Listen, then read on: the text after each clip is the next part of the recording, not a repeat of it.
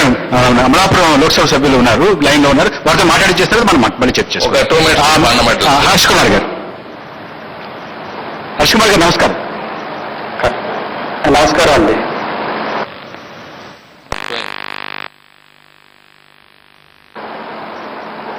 Hello, bye.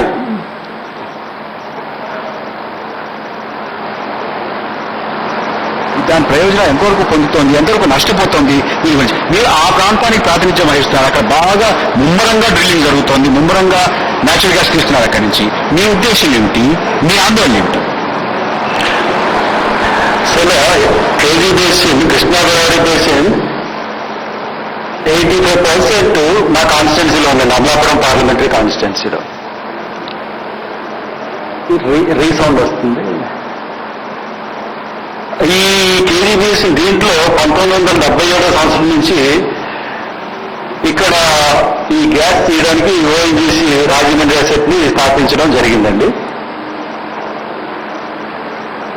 ఇప్పుడు ఆ gas గురించి ఇప్పుడు రీసౌండ్ వచ్చేస్తుందండి, నా మాట నాకు వస్తే. హలో, రీసౌండ్ వస్తుందండి. ఇప్పుడు ఆ గ్యాస్ 84% మాకు సంబంధించింది. ఇది 200వ సంవత్సరం నుంచి బాగా ఎక్కువ మొత్తంలో అక్కడ గ్యాస్, ఆయిల్ ఓఎన్జీసీ ప్రొడ్యూస్ చేస్తూ ఉంది. ఇప్పుడు మా ఈ కేజీ బేసిన్లో ఓఎన్జీసీ, తర్వాత Reliance, Gujarat state petroleum corporation, Cairn energy, ఈ 4 కూడా మెయిన్ గా ప్రధానంగా ఈ గ్యాస్, ఆయిల్ వెలికితేట్లో మెయిన్ గా ఈ పార్ట్నర్షిప్స్ ఇవి వీళ్ళ ఆధ్వర్యంలో జరుగుతూ ఉన్నాయి. GAIL gas off India gas సరఫరా చేస్తూ ఉంది. దీంట్లో జరుగుతున్న విషయం ఏంటంటే, ఎప్పటి నుంచో ఈ గ్యాస్ నిక్షేపాలు కేజీ బేసిన్లో ఉన్నాయి. ఈ కేజీ బేసిన్లో నిక్షేపాలు ఉన్నప్పుడు దీనికి ఒక విధి విధానం అన్నది ఉండాలని చెప్పేసి నేను పార్లమెంట్ మెంబర్ అయినప్పటి నుంచి కూడా నేను ప్రయత్నం చేస్తూ ఉన్నాను. ఎందువల్లంటే ఇక్కడ నిక్షేపాలు ఇక్కడ పడినాయి, ఇక్కడ సంపదని తరలించుకుని వెళ్తున్నారు. మరి ఇక్కడ ఏదైనా ప్రాబ్లం వస్తే సఫర్ అయితే ఉంటున్నది లోకల్ లెవెల్. కాబట్టి వీళ్ళకి సంబంధించిన విషయం ఒకసారి ఆలోచన చేయాల్సిన బాధ్యత ప్రభుత్వాల మీద ఉందని చెప్పి నేను పదే నేను విజ్ఞప్తి చేస్తా ఉన్నాను. ఎందువల్లంటే మనం ఈ ఓఎన్జీసీ మనం చూసుకున్నప్పుడు ఓఎన్జీసీ ఇక్కడ మొట్టమొదటిగా ఇక్కడ ఈ గ్యాస్ చమురు తీయడంలో మొట్టమొదటిగా ఫస్ట్ స్టెప్ తీసుకున్నది ఓఎన్జీసీ. ఈ 75 నుంచి జరిగినా కానీ వాళ్ళకి 2001 నుంచి కూడా చాలా బాగా ఎక్కువగా ఇక్కడ చమురు గ్యాస్ వచ్చినప్పుడు వీళ్ళు ఇక్కడి నుంచి తీసుకెళ్తున్నప్పుడు వీళ్ళు కొన్ని కోట్ల రూపాయల సంపత్తి తీసుకుని వెళ్తూ ఇక్కడ వెచ్చిస్తున్నారు మటుకు చాలా తక్కువ ఉందని చెప్పి నేను పదే గగ్గోలు పెట్టడం జరిగింది. ఇప్పుడు దీనికి ఇప్పుడు రాష్ట్ర ప్రభుత్వం కానీ కేంద్ర ప్రభుత్వం కానీ దీంట్లో అప్పుడు సపోజ్ ఒక ఆయిల్ అవ్వాలంటే అక్కడ రైతు దగ్గర నుంచి మనం ల్యాండ్ తీసుకోవాలి. ఆ ల్యాండ్ తీసుకున్నప్పుడు దాంట్లో వాళ్ళు వారికి చెల్లించింది ఎంత అన్నది చేస్తున్నట్లయితే ఇప్పుడున్న ప్రభుత్వ ధర ప్రకారం 1/10% వాళ్ళకి ఇవ్వడం జరుగుతూ ఉంటుంది. అది ఈ పైప్ లైన్ యాక్ట్ 1962 ప్రకారం, minerals and acquisition pipe line act ప్రకారం అది ఉంది. కాబట్టి ఆ యాక్ట్ ముందు మార్చాలని చెప్పి నేను గవర్నమెంట్కి చాలాసార్లు విజ్ఞప్తి చేశాను. అలా కాకుండా ఇప్పుడు మా ఏరియాలో ఎక్కువగా ఇసుక ఒకటి ఉంది. ఇసుక ఎక్కడి నుంచో కొట్టుకొచ్చినప్పుడు ఆ ఇసుకని మేము తీసుకున్నప్పుడు ఆ ఇసుక మీద వచ్చే సంపద అంతా కూడా ఒక 20% గ్రామానికి వెళ్తుంది, 50% మండలానికి వెళ్తుంది, అట్లాగే 25% జిల్లాకు వస్తుంది. కానీ మా ఏరియాలో పడుతున్న ఆయిల్, మా ఏరియాలో పడుతున్న గ్యాస్, దీని మీద మాకు ఎటువంటి అధికారం కూడా లేదు. దీన్ని వాళ్ళు బలవంతంగా తీసుకుని వెళ్తున్నారు. ఇది జాతీయ సంస్థ, ఆఫ్షోర్ లో పెడితే నేషనల్ జాతీయ సంస్థ అంటున్నారు, ఆన్షోర్ లో పెడితే రాష్ట్రానికి సంబంధం ఉందంటున్నారు. ఇప్పుడు రాయల్టీ విధానం కూడా ఇప్పుడు సుమారు 1350 కోట్లు రాయల్టీ ఈ 5 సంవత్సరాల్లో కూడా మన కేంద్ర ప్రభుత్వానికి కట్టడం జరిగింది. అదేవిధంగా స్టేట్ గవర్నమెంట్కి వచ్చేటికి 1000 కోట్ల పైన రాయల్టీ ఖర్చు పెట్టడం జరిగింది. కానీ ఇక్కడున్న పరిస్థితి ఏంటంటే ఇక్కడున్న ఏరియాకి దీంట్లో ఎంత కేటాయించారంటే అసలు కేటాయింపులే జరగలేదు. మొన్న 2004లో N Janardhan Reddy parliamentary standing committee member chairman కింద ఇక్కడ విజిట్ చేసినప్పుడు ఇక్కడున్న సాయిల్స్ చాలా లూజ్ సాయిల్స్, డెల్టా ఏరియా, కాబట్టి ఇక్కడ రోడ్లన్నీ కూడా ఓఎన్జీసీ భారీ వాహనాలతో ఈ పాడైపోతున్నాయి. కాబట్టి 24 కోట్లు ఇమీడియట్ గా యుద్ధ ప్రాతిపదికన ఇవ్వని చెప్పి ఆయన రికమెండ్ చేసి వెళ్తే దానికి సంబంధించిన రోడ్డు నిర్మాణం జరగలేదు. అదే విధంగా మనం ఎక్కడ చూసుకుంటే రాయల్టీ విషయంలో స్టేట్ గవర్నమెంట్ కి మేము జిల్లా పరిషత్ సమావేశంలో తీర్మానం చేసి మాకు 25% రాయల్టీ మాకు ఇవ్వండి, మీరు సంపాదిస్తున్న ఈ రాయల్టీ నుంచి మాకు 25% ఇవ్వండి, అలాగే 0.01% లాభాన్ని కంపెనీ పెట్టుబడుల మూలధనానికి ఇక్కడ ఖర్చు పెట్టండి అని చెప్పి మేము చెప్పడం జరిగింది. అది కూడా ప్రతిపాదన పెట్టడం జరిగింది. ఎందువల్లంటే ఇప్పుడు 1000 కోట్లు ఇప్పుడు మాకు దుస్థితి ఏంటంటే అమలాపురంలో గ్యాస్ పట్టుకెళ్తున్నారు, అన్ని పట్టుకెళ్తున్నారు, కానీ ఒక చిన్న పార్కు కూడా లేని పరిస్థితి. మంచి కార్యక్రమానికి ఎవరైనా ఒకరు దంట కట్టుకోవాలి. ఈరోజు ఎన్టీవీ ఛానల్స్ వారు గంట కట్టుకొని ఈ కార్యక్రమం నిర్వహిస్తున్నందుకు వారిని ముఖ్యంగా అభినందిస్తున్నాను. ఇంకా సబ్జెక్ట్లో ఆల్రెడీ మాట్లాడిన వాళ్ళ సబ్జెక్ట్ను వదిలి కొత్త సబ్జెక్టు నేను కవర్ చేయదలుచుకున్నాను.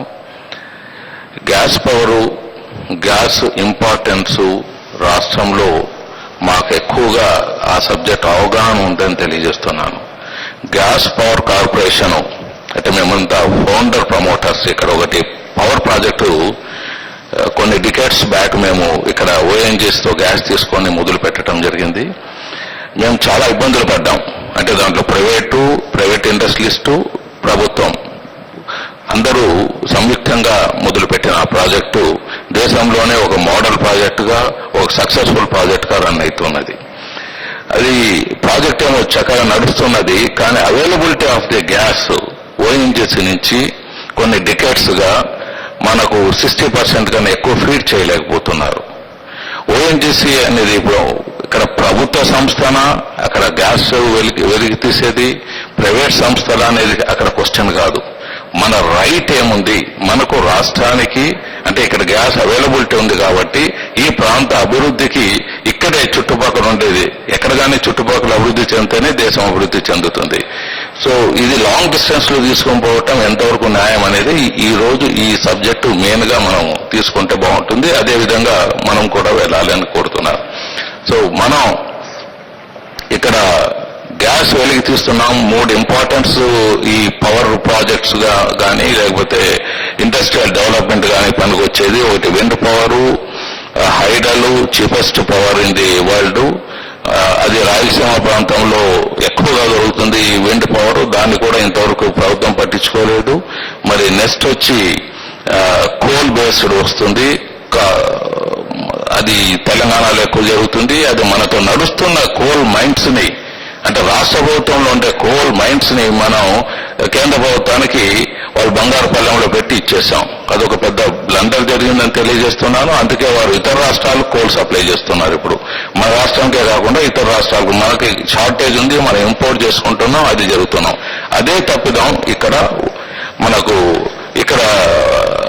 మనకు గ్యాస్ ప్రాజెక్ట్స్ లో కూడా అదే పొరపాటు జరుగుతున్నది. ముఖ్యంగా గ్యాస్ మీద సబ్జెక్ట్ వచ్చినప్పుడు ఒక సెమినార్లో విద్యాధరరావు గారు ఇండస్ట్రీ మినిస్టర్గా ఉండేవారు.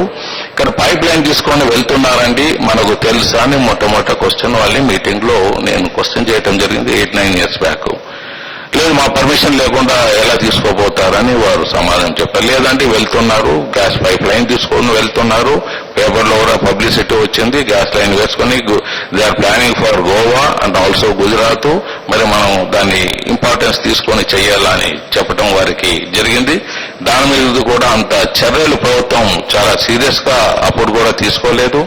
మరి ఇలాగే జరిగిపోతుంది. ఇక్కడ ఓఎన్జీసీ అసమర్థత వలన అంటే ఇక్కడ మన నాయకులు కొంతమంది చెప్పారు ప్రభుత్వ పరంగానే ఉండాలని. ఇక్కడ ప్రభుత్వ పరంగా ఉండాలా, ప్రైవేట్ పరంగా ఉండేది కాదు. సమర్థంగా వనరులు తీసుకొని ప్రజలకు ఇక్కడ ముఖ్యం అన్నమాట.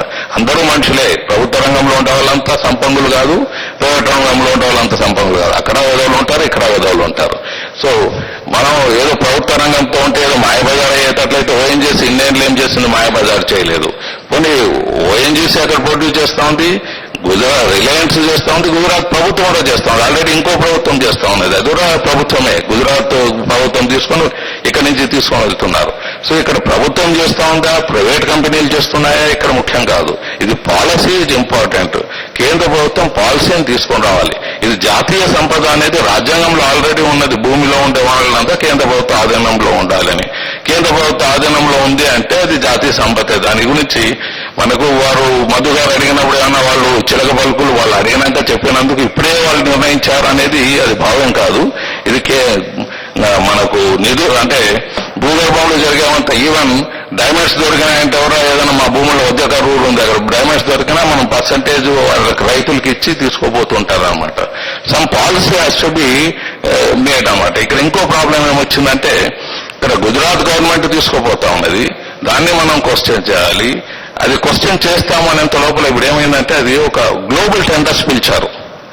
గ్లోబల్ టెండర్స్ పిలిచిన తర్వాత ఒక డిసైడ్ చేసిన తర్వాత ఏమీ మనం చేయలేమన్నమాట. ఇప్పుడు అటామిక్ ఎనర్జీ మీద ఇప్పుడు కమ్యూనిస్ట్ వాళ్ళు ఆ గ్లోబల్ సిగ్నేచర్ చేసేదానికే వాళ్ళు అగ్నెస్ట్ చేశారు. ఒక తూరు సంతకం అయిపోయినాక మనం కెనాట్ డూ ఎనీథింగ్ అనమాట. సో ఆ గ్లోబల్ టెండర్ పిలిపించారు. గ్లోబల్ టెండర్ పిలిపించిన తర్వాత ఇది ఫైనలైజ్ అయిపోయినాక సో మనం దీని గురించి మనం క్వశ్చన్ చేయలేము. నువ్వు ఈ కంపెనీ చేసుకుంటున్నావు, నీకు ఈ కంపెనీ ఇన్ని కోట్లు సంపాదించుకున్నావు అయిపోయింది. కానీ ఇంకా ఒక ఫైనల్ ఎన్ఈఎల్పి 8 మొదలవుతుంది మళ్ళీ. ప్రభాకర్ గారు ఇప్పుడు ఎన్టీపీసీ కూడా ఇంటర్నేషనల్ కాంపిటేటివ్ బిడ్డింగ్ లోనే ఒప్పుకుంది. ఒక ఇవాళ బ్లాటెంట్లీ వైలేట్ చేస్తున్నారు. సో ఎన్టీపీసీ ఒక పద్ధతిగా పెట్టుకున్నారు. ఆ పద్ధతి అన్నా వీళ్ళు ఈ గ్యాస్ దొరికే దాంట్లో కేంద్ర ప్రభుత్వం ఒక కండిషన్ పెట్టింటే చాలా బాగుంటుంది. ఎన్టీపీసీ వాళ్ళు ఏమంటే ఎక్కడ ప్రొడ్యూస్ చేస్తారో అక్కడ maximum supply will be with in that state వాళ్ళు ఇస్తారు, ఫస్ట్ ఆఫర్ వాళ్ళకి ఇస్తారనమాట. సో ఆ విధంగా ఎవరు చేయలేదు. ఇక్కడ పవర్ ప్రాజెక్ట్స్ కూడా ఏమైందంటే పవర్ ప్రాజెక్ట్స్ ఇక్కడ తీసుకున్నారు, గ్యాస్ బేస్డ్ పవర్ ప్రాజెక్ట్స్ పెట్టలేదు. ఇక్కడ పెట్టి 6 ఏళ్లు గ్యాస్ ఇవ్వకుండా ఉన్నారు. ఎందుకంటే 5 సంవత్సరాలు 6 సంవత్సరాల నుంచి కొన్ని ప్రాజెక్టు పూర్తయినా గ్యాస్ ఇవ్వలేకపోయారు. మాదైతే కొన్ని డికెట్స్ గా మా ప్రాజెక్ట్ ఉంది, గ్యాస్ ఇవ్వలేకపోయారు ఏం చేసేవాళ్ళు. సో ఇక్కడ నేను చెప్పేది ఏమంటే గుజరాత్ గవర్నమెంట్ కి ఇచ్చారు, ఎన్టీపీసీకి ఇచ్చారు, ఎవరు హైయెస్ట్ ఇచ్చారో దాంట్లో వాళ్ళకి వచ్చిండొచ్చు. దాంట్లో ఇక్కడ అన్నదమ్ముల గలాట కూడా మనకు సంబంధం లేదు. వాళ్ళు ఏం కొట్టుకొని వస్తారో మనకు ఇట్స్ ఇండిఫరెంట్ ఫర్ అస్. మనకు మన రైట్స్ మన ప్రాంతానికి ఇవ్వాలనేది ముఖ్యంగా మనం పోరాటం చేసుకోవాలి. నా పక్కనుండే మిత్రుడు కూడా దాన్ని పరిరక్షణ సంఘం పెట్టుకొని చేశాడు. సో దాన్ని గవర్నమెంట్ యూటిలైజ్ చేసుకోవాలి. ఇప్పుడు పబ్లిక్ అజిటేషన్ వస్తుంది, చూడైనా మీరు పైప్ లైన్లు తీసుకోబోతున్నారు, మీరు అగ్రిమెంట్ అయిండొచ్చు, గ్లోబల్ టెండర్ కావచ్చు, ఇక్కడ పబ్లిక్ వచ్చి మీ పైపులు పీకేస్తారు, అప్పుడు మేము మీకు సపోర్ట్ చేయలేము, మీకు స్ట్రెంథన్ చేయలేదని వాళ్ళని ఏదైనా నయానా భయానా వాళ్ళని కంట్రోల్ తీసుకొని వాళ్ళతో మనం అగ్రిమెంట్ చేయాలి. మళ్ళీ వద్దుగా వెంకటేష్ గారు, ఇప్పుడు పొత్తూరు గారిని వినాలి, మనం కోటగిరి గారిని వినాలి. అయితే దాని ముందు ఒక్క చిన్న విరామం తీసుకున్న విరామం తర్వాత మనం పొత్తూరు గారిని కోటగిరి గారు బీజేపీ కూడా వినాలండి.